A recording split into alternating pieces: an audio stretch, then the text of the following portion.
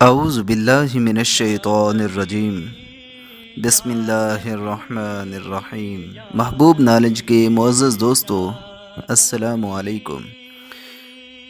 حضرت خالد بن ولید رضی اللہ تعالی عنہ، جو اللہ کی تلواروں میں سے ایک تلوار تھے، آپ جس میدان جنگ میں تشریف لے جاتے اپنی ٹوپی کو ضرور سر پر رکھ کر جاتے اور ہمیشہ فتح ہی پا کر لوٹتے، کبھی شکست کا منہ نہ دیکھتے۔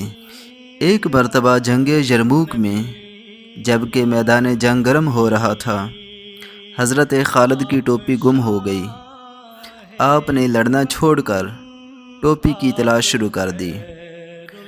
لوگوں نے جب دیکھا کہ تیر اور پتھر برس رہے ہیں، تلوار اور نیزہ اپنا کام کر رہے ہیں، موت سامنے ہے، اور اس عالم میں حضرت خالد کو اپنی ٹوپی کی پڑی ہوئی ہے اور وہ اسی کو ڈھونڈنے میں مصروف ہو گئے ہیں، تو انہوں نے حضرت خالد سے کہا، جناب ٹوپی کا خیال چھوڑیے اور لڑنا شروع کیجیے۔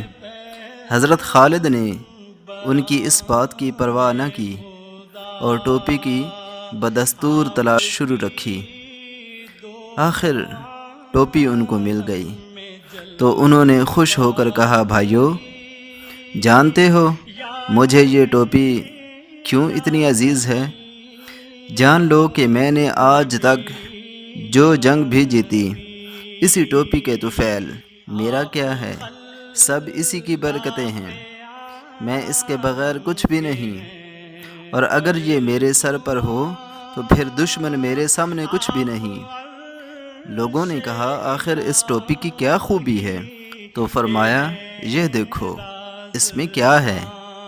یہ حضور سرور عالم صلی اللہ علیہ وسلم کے سر انور کے بال مبارک ہیں، جو میں نے اسی میں سی رکھے ہیں۔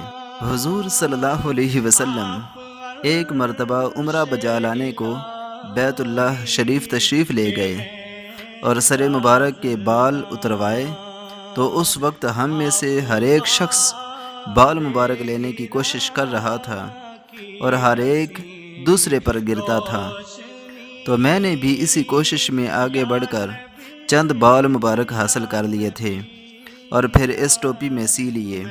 یہ ٹوپی اب میرے لیے تمام برکات و فتوحات کا ذریعہ ہے، میں اسی کے صدقے میں ہر میدان کا فاتح بن کر لوٹتا ہوں۔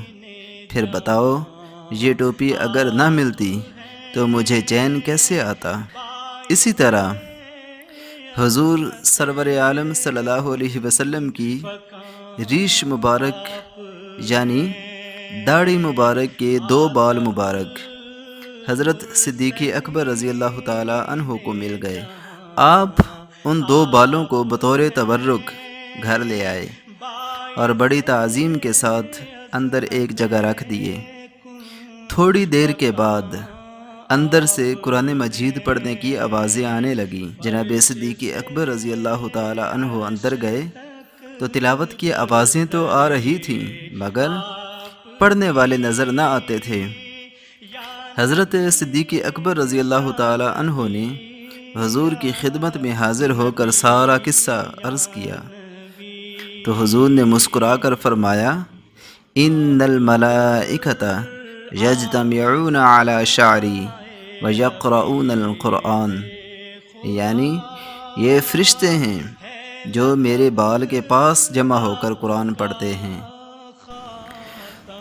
دوستو، ان واقعات سے پتہ چلتا ہے کہ حضور سرور عالم صلی اللہ علیہ وسلم ہی تمام برکات و انعامات کا ذریعہ ہیں، اور آپ کا ایک ایک منہ مبارک رحمت اور برکت ہے۔